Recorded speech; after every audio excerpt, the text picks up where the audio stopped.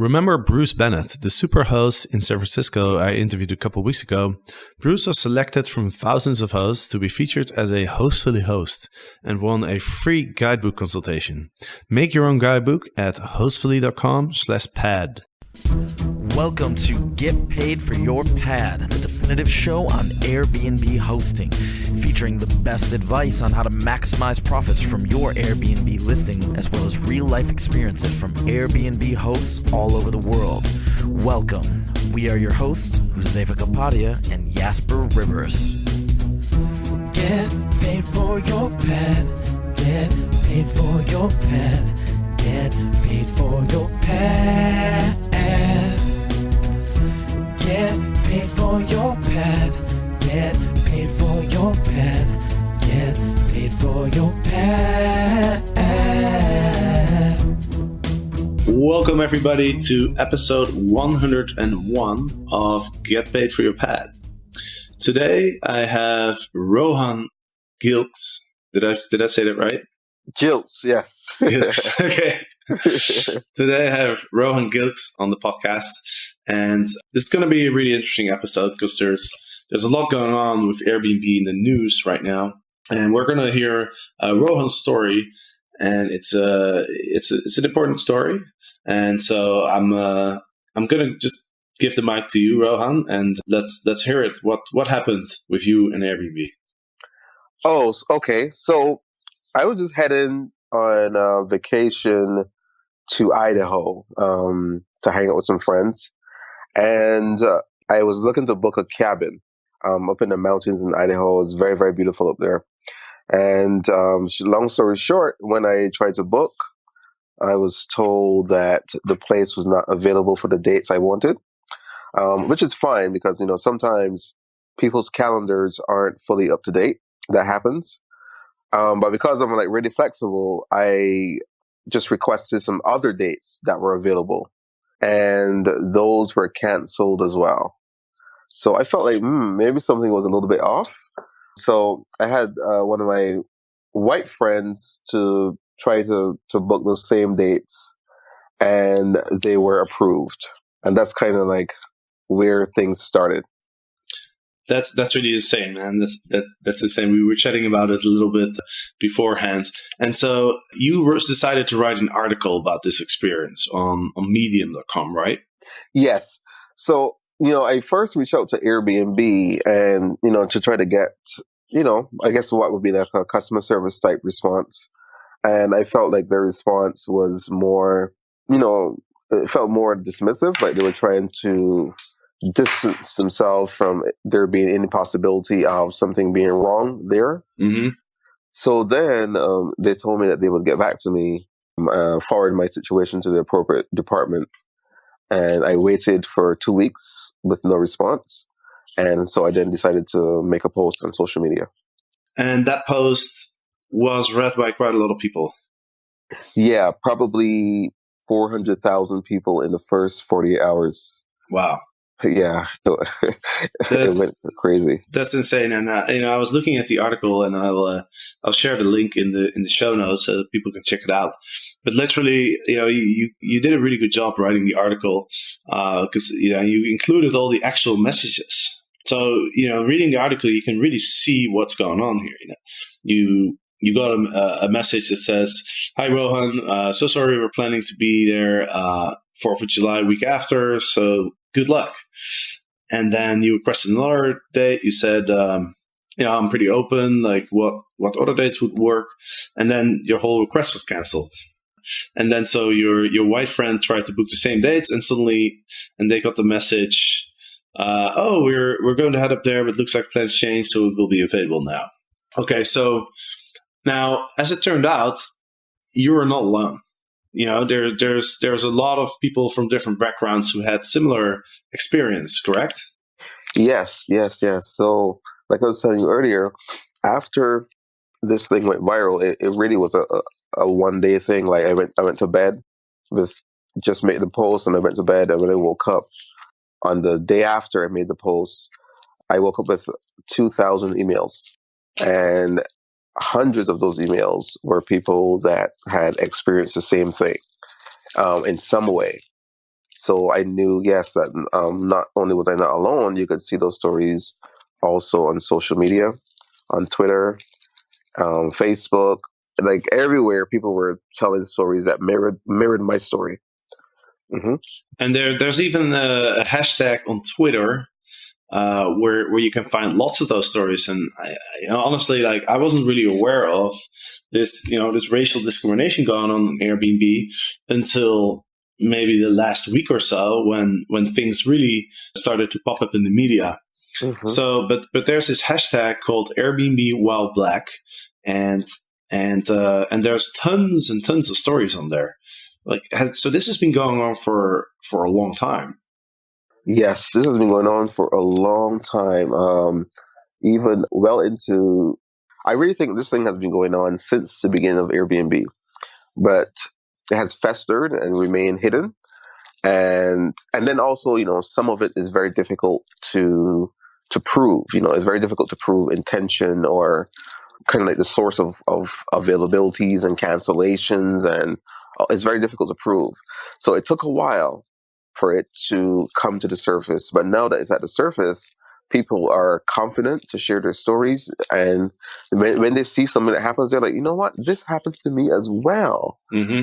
And and I've seen people that they're like, for every, they have to post like 20 or 30 times requesting a property before they can get one. and some of these people, like one guy that I spoke to, this is a guy that I don't know him personally, but he is a really well-known guy in the community, and he's always on like MSNBC and Fox News as a panelist, and he travels a lot. And even this guy that is very, very well known had to change his name and change his photo and do all this stuff just to get a place. Mm-hmm. And so, if he's having these problems, like this is really a systemic issue. Yeah, and I know that Brian Chesky recently spoke about this problem. Is Airbnb doing anything? Well, let me ask you two questions. First of all, What do you think Airbnb can do about this? What should they do? And number two, are they doing something? So I'm going to start with what I think is like the easiest thing, the thing that they have most control over, and that is how they react to reports of incidences of this type on their platform. Mm-hmm. So their reaction in the past has been either complete radio silence, like they have never responded to Airbnb while black hashtag, not one single time, mm-hmm. right? Yep. And so that's like a social media radio silence, and then also an individual radio silence, where if it happens and you report it, they would say, "Oh, we'll get back to you," but you never hear from them again. And that has happened to so many people that I know, some now personally, and some that have emailed me, and some that I've seen on Twitter. Like, that has been the pattern. So the first thing that they can control is how they respond. And that's completely within their control. And it has nothing to do with reading people's minds or intention or nothing like that. Just, can you respond with empathy? And can you respond in a way where you treat your customers with dignity and show them that, this is something that does not align with your values. So that's the first thing. The second thing that I would say that they can do is to really look at the data. Because, a company of this size, they should be able to look at data around declines, cancellations, and availability, and see what is happening on the platform, and look for those patterns, and actually use that data to make decisions on the type of hosts that they allow to list on their platform. And then there was another thing too that just slipped my mind, but those are like two simple things that they can start to do with facing this problem. Yeah, I think you make two really good points. And the second point you made, to just look at the data and see, okay, how many times does a host not accept a request, and then you can look at the people that make those requests, and you can see if there's any racial discrimination there, and then if there is, you can just cancel the host's account.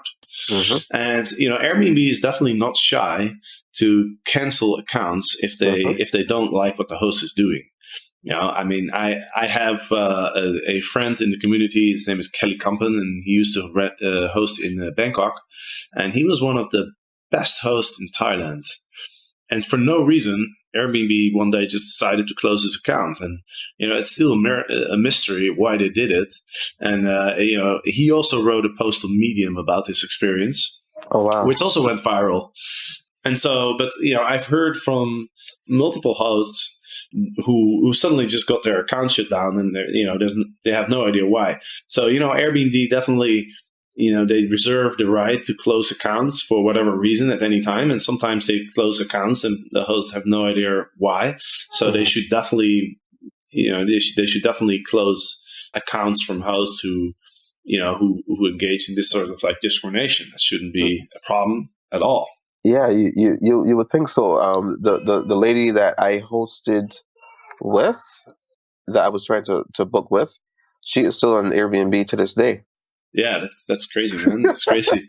Have you ever been an Airbnb host yourself, by the way?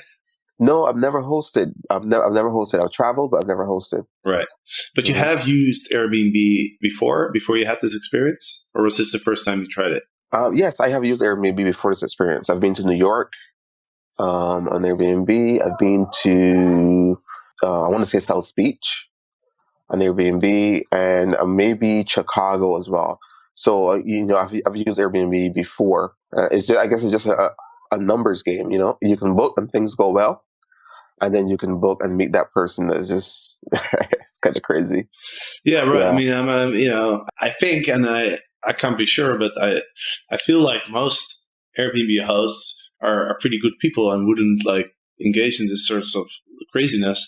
But there's always going to be bad people, and there's like so many hosts right now. But I'm hoping that it's a minority. But actually, this reminds me of when I lived in Belgium for a year back in the day when I still had a corporate job. I was trading, and I had a colleague, and his name was Fadi Al Mufti. And this is an English guy, but he grew up. Well, I think he was born in Iraq, or his parents were from Iraq. But in any case, like his name sounded very, Arabic, right? And so I remember we all moved to Belgium, and we were trying to rent apartments, and he was the only one who was having trouble renting an apartment. It was the same thing. Like he would make an inquiry under his name, and people will say, "Oh, sorry, we already have someone," or whatever. And then one of us would make the same inquiry, and they would say like, "Oh yeah, sure, you can come and have a look." So he used a fake name, and then everything was fine. But it's just crazy. Yeah, what sorts of like preconceived ideas people have just based on the name or the color of skin or whatever. Yes, absolutely. I've tried a couple digital guidebook tools these past months, and I've decided to use Hostfully. I use Hostfully to create an online and printable guidebook to show my guests my favorite coffee places in town and my listing information. My guests' feedback has been great. They've used my recommendations, and I'm getting fewer questions from my guests as a result. I've included screenshots of my guidebook on Airbnb as a way to differentiate my listing from others. So make your own guidebook at hostfully.com/pad. Let's move on to another topic that I'd love to talk about, because the way I actually found out about your story, Rohan, was I was just looking at my Facebook, and suddenly I saw this post pop up, and you know what? Like, we were already friends on Facebook. We've never met, but we are friends on Facebook, and it's probably because we have like 60 mutual friends or something. It's probably because we're both like entrepreneurial people. We're kind of in the same network. Yeah. So we've never actually met. But I guess because we were friends on Facebook, this newsfeed item showed up in my newsfeed, and it immediately caught my attention because it seemed like it was an alternative hosting platform. And I really like the name. It's called Innclusive with double N. So I think that's a really cool name. So tell us about this platform. Yeah. So our basic response to what has been happening is to say, like, because I have a background in building startups and a strong team of folks that we feel that we can get this done, we decided to build Innclusive. And that's a platform where people can come and, very much like Airbnb, book a short-term stay, but do so in a way where they don't have to, suffer the indignity of having to hide their photos and change their names and do all this weirdness that a lot of people have to go through right now. So we're looking at, approaching this problem in really three ways. One, with the branding. So people right away, like when they come to the site, they can see, people of color being represented. And yeah, we hope that that is the first deterrent. So that hosts that would otherwise not want people like that to stay with them, but not even list in the first place. Second, with technology around how acceptances and declines are made. Like, right now you could say, my place isn't available, and then somebody else can come book and you say, okay, now my place is available. Like, that's something that you would not be able to do on our platform. And which to me just seems like a basic thing, like to deal with some of the issues that people are having. And then the third piece will be around, how we use the data. It's really three data points: the acceptances and cancellations, and declines, and reviews as well. Actually, like how we collect and use that data to make decisions about who can stay and who can host on our platform. So we think with those three things, and showing the pictures after the confirmation is made, as opposed to before, we think is gonna build a platform that is more fair. And some of the stuff that we are doing, we've gotten from a Harvard study. I was actually on NPR with the guy that did the study that came out to show how people are being discriminated against on the Airbnb based on not only pictures, but also based on their names. So those things will be revealed after the person is confirmed, and a few other things. But we really think that when it's all said and done, with all those things together, it's going to be a platform where people can exist and travel and do so with dignity and respect. Okay, that's interesting. And so, what kind of information is revealed to the host when the booking request is made? Yeah, so the host will be able to see like prior reviews and so on, which is pretty normal. Like you can see you can see reviews now on Airbnb as well, but we're not going to. The photo and name is going to be post confirmation. Okay, so the photo and the name are Yes. basically hidden. Okay, right, got it. Yeah. And other than that, does the platform kind of work the same way as an Airbnb? Like it's free to create a listing. You're adding like pictures, you're adding description, like guidebooks, like all that kind of stuff. Are there a lot of other differences between Innclusive and Airbnb? Actually, no, it works very much the same. So you will come on and you will list your photos and you list your place and your requirements and your amenities and so on. We're working through a few of the bugs now, but people have started listing properties since yesterday, and we already have properties on every continent. Properties are being added very, very, very, very quickly. We're working through one listing bug as we speak, which should be done in a few minutes. But beyond that, it's very much like if you use Airbnb right now, using Innclusive is going to be very, very intuitive. Interesting. Oh, so you guys are pretty new. How long have you been working on the site? Yeah, so we've been going 8 weeks strong. So there's a short time, but we have been pouring all of our resources. Like we have people that work on other platforms, like other businesses, and people have rolled off and people are dedicated to working on this platform. Yeah. So in that time, we built out the back end. We've opened up the site for people to host, and then the site for people to book and travel will be opened up in August. And that way, when people are ready to book, there's going to be thousands of properties on there already. We've been getting a lot of traction. Like I was telling you, we've been on, Huffington Post and Forbes and Fortune, Guardian, BBC, Vice, NPR, a whole host of press we've done just over the last 4 weeks. So there's been a lot of attention and a lot of signups, and people are ready to go. Okay, so right now you're in the phase where you're getting more supply on the platform, and Yes. then in August you're going to do like an official launch, and starting August people will actually be able to book Yep. stays on the platform. Absolutely. And how's it going so far? Like, are you getting a lot of traction? Are you getting a lot of hosts on the platform?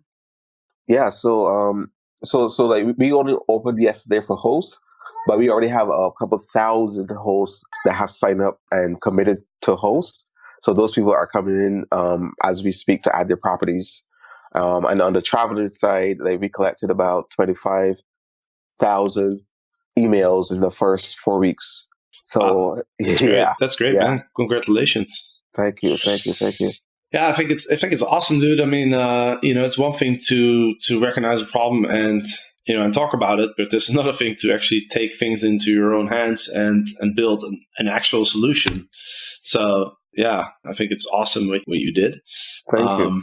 And I'm very interested to see how things move on. I'd love to have you back on, maybe after August when things launch. So you're saying you have a background in building internet companies, right? Because I mean, building an online marketplace, that is not easy. Right? I mean, I actually once had an idea a few years ago to build an online marketplace for sort of an Airbnb type marketplace for sports instructors. So you can let's say you're in LA, you're looking for a surf instructor, you can just go on the platform, you can see the reviews, etc. Versus going to like a surf school where it's very expensive, etc. So I started doing research and I started writing out like user case scenarios, and I worked it for a couple months when I realized just the scope of that sort of project is just enormous. Yes. Right. So, how do you deal with that? Do you have like a whole team, or how did you get your team together?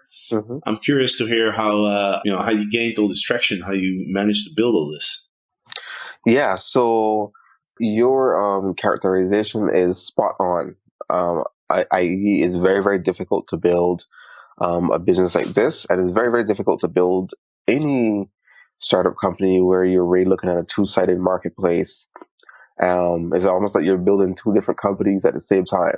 So yeah, it's very difficult. So we do have some experience with solving this chicken and egg problem. Having enough hosts for travelers and having enough travelers for hosts, and trying to make that happen at the same time is crazy. Luckily, because my team and myself, we have built probably 7 companies in the last 4 years. We felt like we have, the combined experience to attack this. So, like right now, folks are all in Tampa, and we have like the tech side, we have marketing, we have social media, we have the branding people, we have operations, customer service all in place. So really, it's just a matter of, doing that groundwork, getting the social media ads up, which we're already doing. We're running Facebook ads and having people refer their friends for awards and travel coupons and so on. All the usual tricks that you've seen in launching these type of businesses, we're doing. And we feel like the experience that we have gives us a shot to get some traction. It's going to be very difficult. Like I'm not blinded in any way by the tasks that we have, but I do think that we have a team in place that can really give us an honest shot, and that's what we're doing. And did you finance this startup yourself, or did you raise money? So right now we're self-funded.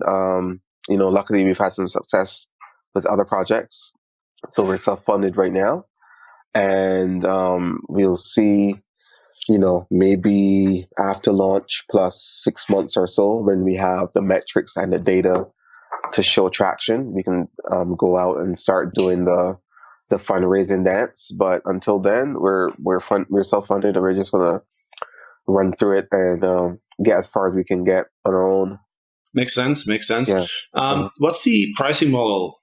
Do the guests pay a fee and the host? Is it like Airbnb where you pay the host 3% and the guest pays like 6 to 12?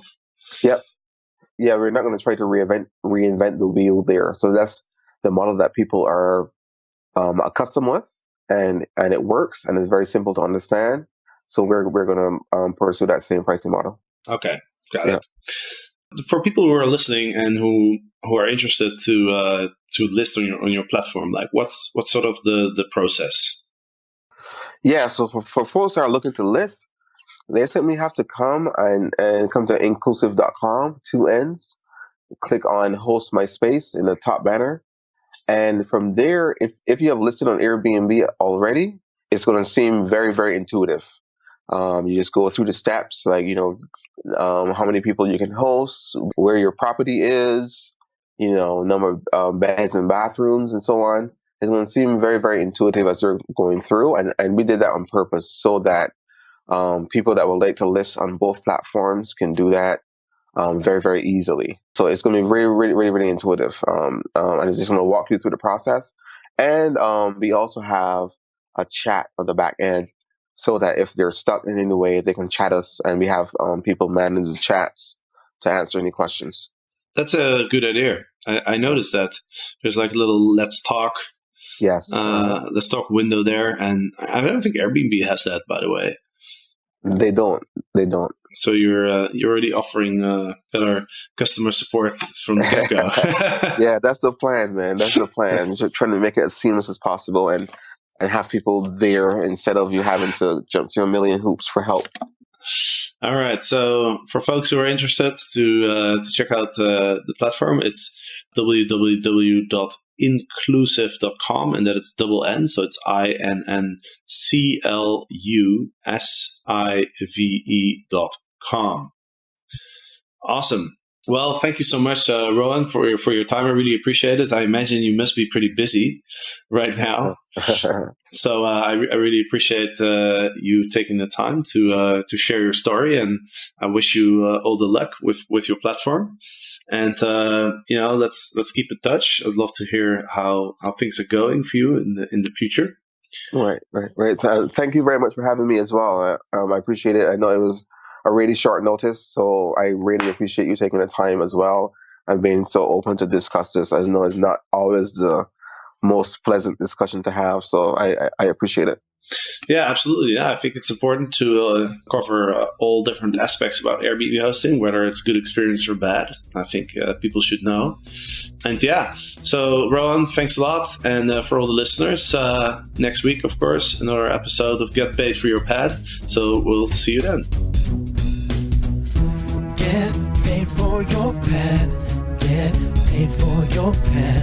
Get paid for your pad. Get paid for your pad. Get paid for your pad. Get paid for your pad.